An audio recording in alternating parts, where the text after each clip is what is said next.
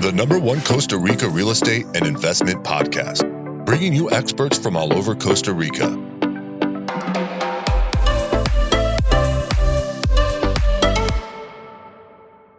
Good afternoon, guys, and welcome from a sunny Costa Rica. I'm up here in Guanacaste at the moment. Today, we're going to be talking with Jorge Suarez, hydrologist, and owner of Hydrologist, which is basically a company that does water and environmental studies and permits here in Costa Rica. We've worked with Jorge on quite a few deals, and we've recently just had a bit of a change with artisanal wells here. So, and it's actually good for anyone looking to build a home here. There is light at the end of the tunnel where you don't have municipal water, basically. So we're going to be getting a bit of an update from him on that, and also just kind of a bit of an overview on water, different types of ways that you can get water here, and also where he would personally invest his money in Costa Rica as well. Quite a few of you guys have been reaching out to us, been giving us reviews, and kind of passing the pod, as we like to say. So I just want to say thank you very much to everyone for that. If anybody needs any help here in Costa Rica, buying anything, developing anything, looking to do hotels, vacation rentals, or just buying a property here and just wants to clearly understand what the financial model could be behind that, we're more than happy to help. You can, as I said, I've got 15 minutes for everyone. So you can email me info@investingcostarica.com. That's info@investingcostarica.com. Let's get straight into the podcast, guys. Good afternoon, Jorge. How you doing? Hey, hello. Good afternoon. Thank you very much. Thank you very much for joining us on the podcast. I'm actually here in Guanacaste at the moment, so I'm on the road at the moment, as many of the people know. I'm actually helping quite a few clients out that listen to the podcast at the moment. So I'm up here in Playa del Coco, but was in Grande this morning, so kind of all over the place. But I wanted to start off here and get an update from you of what you're seeing generally in the market. I mean, because the world is seeing some economic issues, we're seeing inflation, a bit of an economic downturn, but are you seeing that impacting your work? Is your work reducing at all, or are you getting more work? No, actually, it's the opposite. In Costa Rica, I think investment is growing up. So foreign investment is growing mostly on the coastlines and on the mountains. Even in San Jose, all business has been growing. I've been getting calls from all over Costa Rica to go and check on the wells, check on the rivers, check on the properties, and it's just still growing and growing. I don't know, hasn't stopped here. Yeah. I mean, I think it's interesting because a lot of people are like, is that going to mean a slowdown for Costa Rica? I mean, I think the answer is nobody knows. But I think a lot of people are looking to make a divestment out of their home countries into a safe, liberal climate that has great weather, where we have food all year round. I call it kind of like a get out of jail free card, a bug out plan, because Costa Rica is a great destination for that, where the government really doesn't get involved in, your day to day. But anyway, let's jump straight into the main topic here, Jorge, if you don't mind, which is like in the Gazeta in October, it came out that, artisanal wells, the process for getting an artisanal well on a property, that means a hand dug well, in order to basically get kind of permits to build a home. And we'll get to that a little bit later on, that the process had changed. But I mean, could you maybe run through kind of what changed, if you don't mind me asking, and like how that would impact anyone looking to, build a home here in Costa Rica? Okay, great. Thanks. Well, as you know, in Costa Rica, water is from the Costa Ricans. It's being managed by the government. So we used to think that artisanal wells that were dug in the property just for one house or one small property, they had to go through a bureaucratic process of get them inscribed into the water department of MINAE, of the environmental department in Costa Rica. But it has changed recently, because it used to be like a bureaucratic process for the development of the houses and projects in Costa Rica. It used to take about sometimes between 3 months or 1 year even. So it was a very long process, which delayed all the investments in the area. Now they have said that they do not want to, subscribe your artisanal well for your property. So you can ask directly to the water for the municipality for the construction permits of your property. Or you can ask for the water department, the AIA, or the asadas for your water ladder, so you can start building, because you cannot start building a house without the water. In Costa Rica, that's for sure. So Jorge, let me make sure that I understand that correctly, because again, beforehand, I mean, the local municipalities required you to have a water availability letter or a concession, on a water source in order to get a building permit. So, and I mean, now that they've changed that for artisanal wells, does that mean that I can now apply to a local municipality without having a concession on an artisanal well? I can just dig one and they will approve the construction permit? Yes, exactly. So who inspects that artisanal well? Yeah, well, now that's the big problem, because we were talking about like a strategic analysis here, because everything has its strengths or its opportunities, but also its weakness and its threats. So for, let's say, for simplifying construction permits, it's very good. It's very fast, supposedly. But now that let's imagine that you want to build a house in Costa Rica, somewhere where there is no aqueduct from the big cities. Okay, you are in a town, maybe not in a town because there is an aqueduct for the small municipalities, but you're in the outskirts of the town. Maybe there's a smaller little town that has an aqueduct that it's called asada. That's the neighbors or the rural aqueducts. But the pipelines didn't get to your property, so you have no one to give you potable water. How can you build a house without potable water? There's what it comes the artisanal well. If you have a shallow aquifer that you can have access straight with, crafted well with hands and shovels, then you can build your own well. And then with the water quality analysis and the location of that well, you go to the municipality and they will give you the permit. Okay. So that's what simplifies it.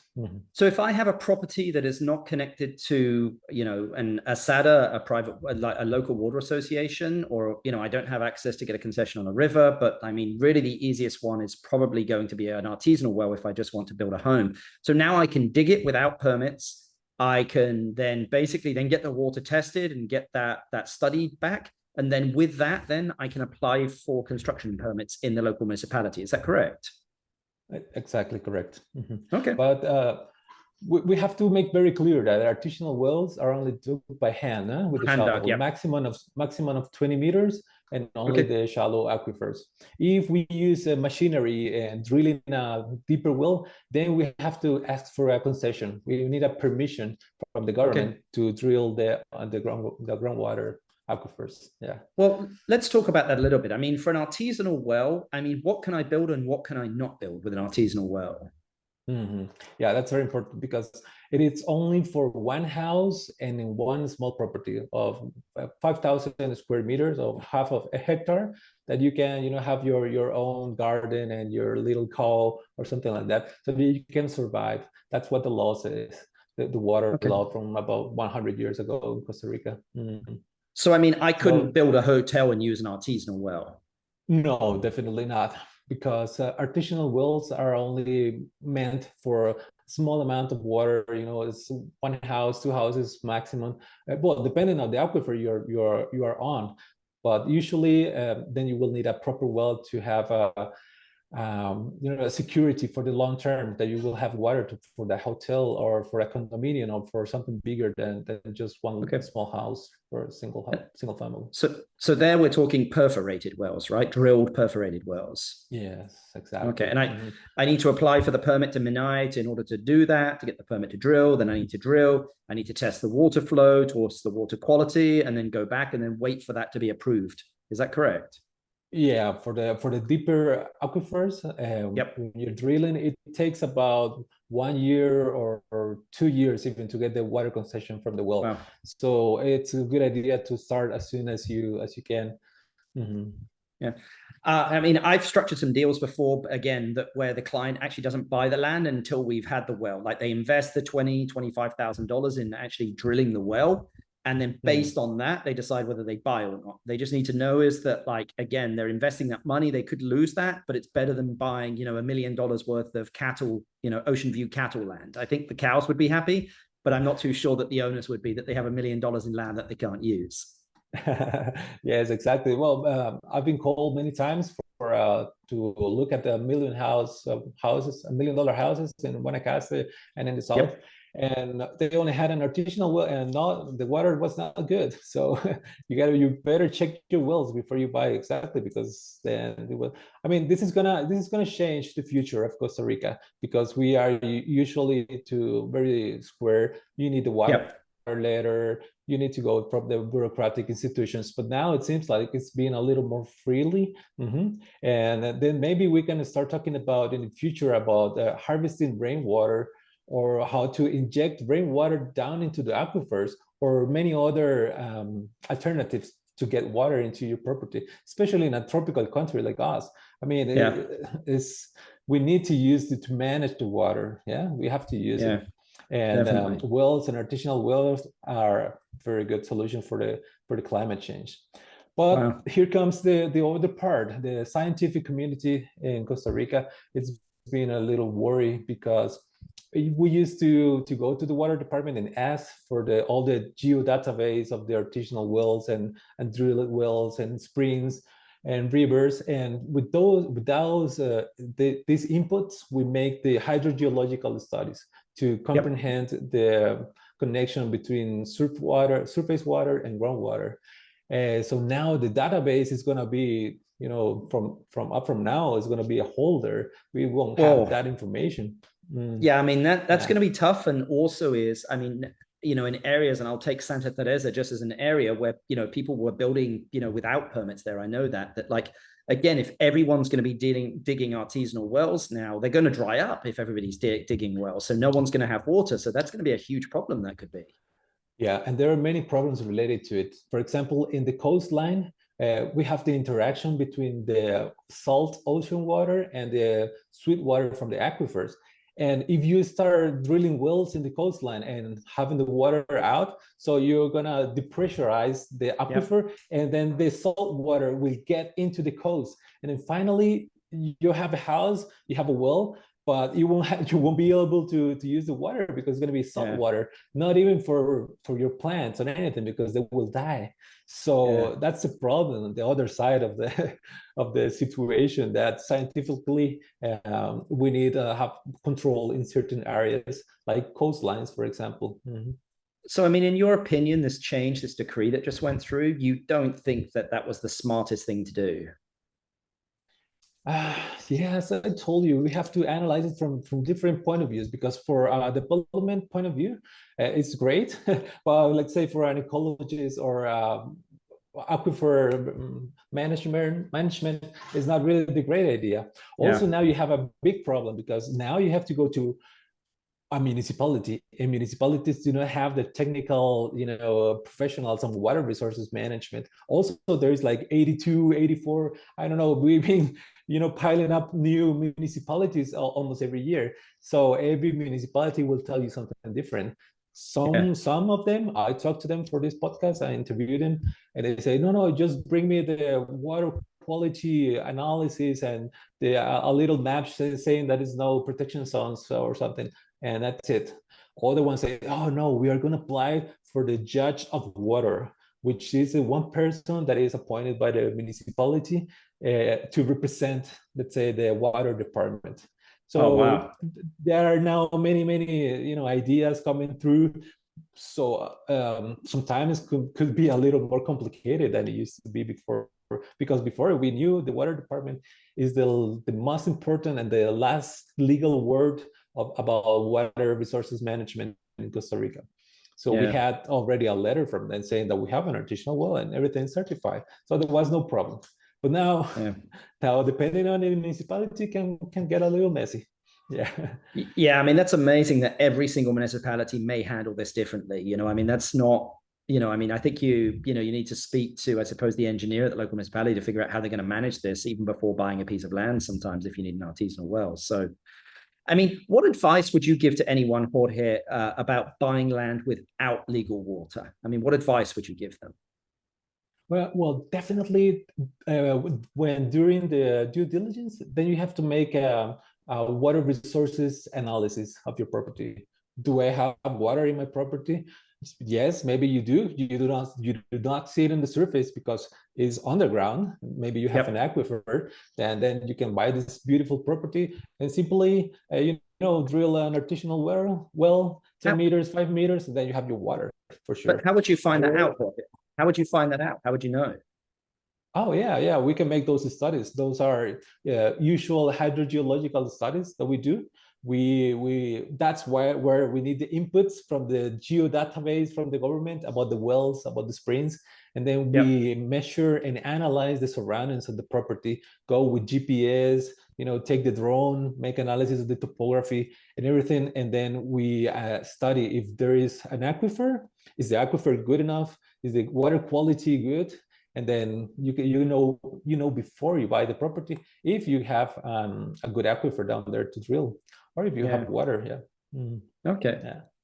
I mean, what are the areas of Costa Rica, just changing kind of gears, that you think are very hot for investment, where you think people should consider investing? What do you think those areas? Where do you think those areas are? Yeah. Okay. Definitely South Pacific. It's a little different than usual investment in Costa Rica from the Guanacaste area or Limon area that is very touristic, very beachy. But South Pacific is you got it all: mountains, beach, culture. Even Panama, you can go to Panama a lot. It's very fast. Or go to the city in very short time. I mean, South Pacific is very good. You have San Isidro, Pérez Celedón. Now it's a growing city there. It's very good. Yeah, I definitely would say there. And of course, in the surroundings from the west of San Jose, let's say San Ramon, Grecia, those are good places also. Fantastic. Well, my last question for you, Jorge, this has been very informative. If you inherited $500,000 and had to invest it into a business or real estate in Costa Rica, what would you invest it in, Jorge, and why? Oh, okay. Yeah, thank you very much. I think I will invest more in drilling machinery, so that we can deliver that due diligence for the people that want to buy in Costa Rica, and that we can have geophysical equipment and make X-rays of your underground on your property and things like that, so that we can help. And definitely we'll buy near Ojachal, Ubita, one lot or two, to have them, grow their city future. And I will love that. Fantastic. Well, Jorge, this has been great. Really appreciate you coming on the podcast. I think anybody who wants to get in contact with Jorge, he is a water specialist, guys. I'll put all of his contact details in the description. And Jorge, thank you very much for clarifying that change that we recently saw in artisanal wells. Oh, thanks to you for having me in your podcast. That's very, very good. No worries. Have a great day, Jorge. Okay, thank you very much. Bye. Guys, I hope you enjoyed that podcast there with Jorge Suarez, a hydrologist. So that was really, a great podcast here, because there has been a bit of a change here to artisanal wells, that we now know they don't need to go through the, the hurdles and bureaucracy of requesting them from Minai, which is the local environmental company here. You can just literally dig your well, get a water study done on the water in there. And if it's good, then go to the local municipality and apply for your permits. Of course, as you could see there, every municipality has a different way of dealing with it. So sometimes it's better that whoever you have dealing with it really understands in the local municipality of how they're going to manage that and the impact and time, because this is a new decree, guys. So it's going to be a bit of a mess. Well, not a bit of a mess. It's going to be a mess, guys, for anybody that knows Costa Rica. So but yeah, if you've liked this podcast, guys, please feel free to give us 5 stars, give us a review. We very much appreciate all the feedback here. So, and if you want to get in contact with us, you can info@investingcostarica.com. That's info@investingcostarica.com. Until the next podcast, guys, behave yourselves. The #1 Costa Rica real estate and investment podcast, bringing you experts from all over Costa Rica.